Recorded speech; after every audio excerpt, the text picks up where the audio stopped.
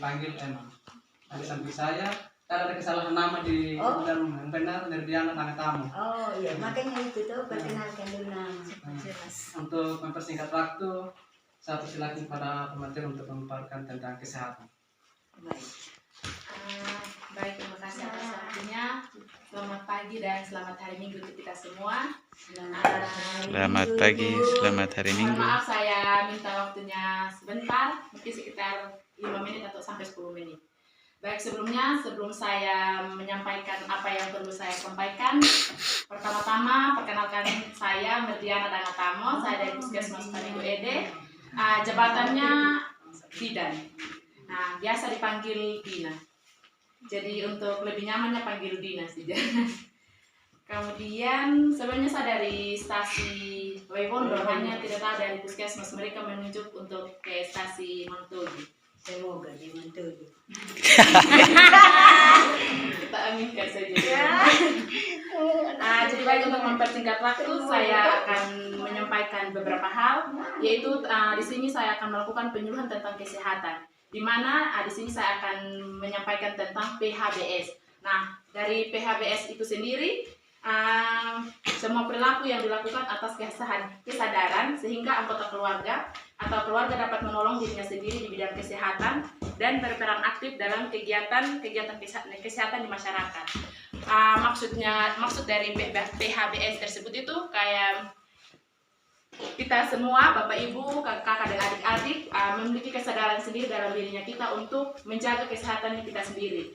Karena kalau misalkan kita tergantung dengan kayak puskesmas, dari pribadi kita sendiri tidak ada kesadaran untuk menjaga kesehatan kita, maka itu percuma. Karena kesehatan itu dimulai dari kesadaran masing-masing pribadi. Kemudian di sini tujuan dari PHBS tersebut adalah yaitu meningkatkan perilaku hidup bersih dan sehat masyarakat di tempat-tempat umum, kemudian meningkatnya tempat-tempat umum sehat, khususnya tempat perbelanjaan, rumah makan, tempat ibadah, dan sarana transportasi. Di sini juga ada manfaat dari PHBS tersebut di tempat-tempat umum, yaitu bagi masyarakat. Di sini diajak masyarakat menjadi lebih sehat dan tidak mudah sakit. Kemudian masyarakat mampu mengupayakan lingkungan sehat serta mampu mencegah dan mengatasi masalah-masalah kesehatan yang dihadapi. Kemudian di tempat umum itu kita bisa dapat menjaga lingkungan di sekitarnya kita.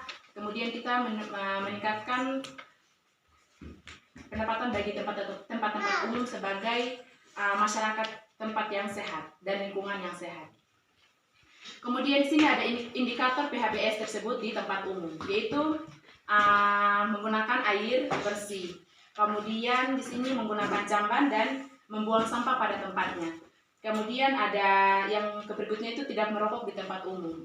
Jadi misalkan di gereja kayak kalau mungkin bagi bapak-bapak mereka yang mau merokok, rokoknya kalau sementara di dalam gereja, apalagi ada ibu hamil atau ada anak kecil, minta tolong untuk tidak merokok. Karena merokok itu sebenarnya lebih membahayakan bagi yang tidak merokok daripada yang merokok.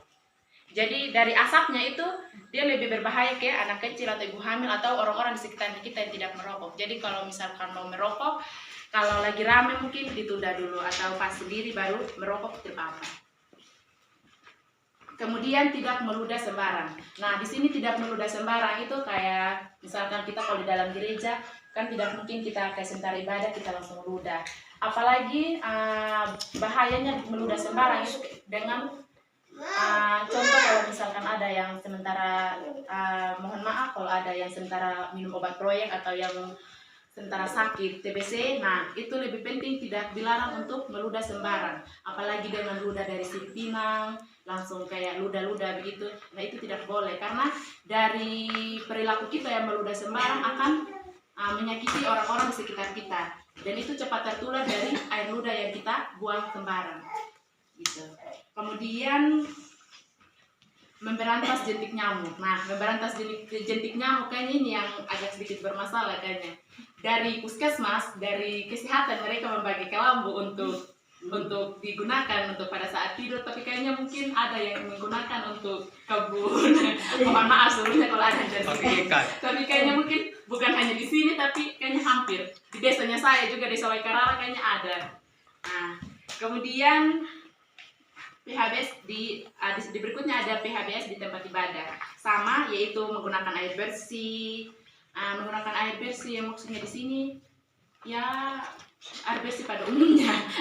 Tapi yang tidak yang kotor juga, itu wajib harus menggunakan air bersih, apalagi kalau misalkan air minum itu wajib harus dimasak dulu baru kita minum. Kemudian yaitu menggunakan jamban minimal, setiap rumah tangga itu harus ada WC-nya, itu harus. Kemudian sama membuang sampah pada tempatnya, kayak kalau habis makan permen atau apa kita tidak langsung buang-buang di ini. Berarti minimal kita pegang dulu, nanti kalau misalkan ada tempat sampah atau apa tempat kita buang sampah baru kita buang. Sama tidak merokok tempat ibadah, tidak mengundang sebar di tempat ibadah, dan memberantas jentik-jentik nyamuk.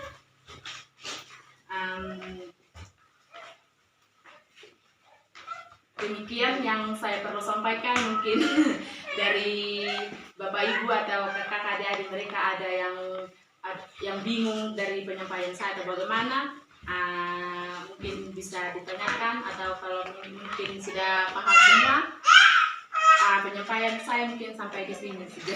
Terima kasih atas waktu dan kesempatan yang diberikan kepada saya dan ketersediaan Bapak Ibu, kakak adik yang sudah mendengarkan sedikit cerita dari saya. Terima kasih, selamat pagi dan selamat hari Minggu untuk kita semua.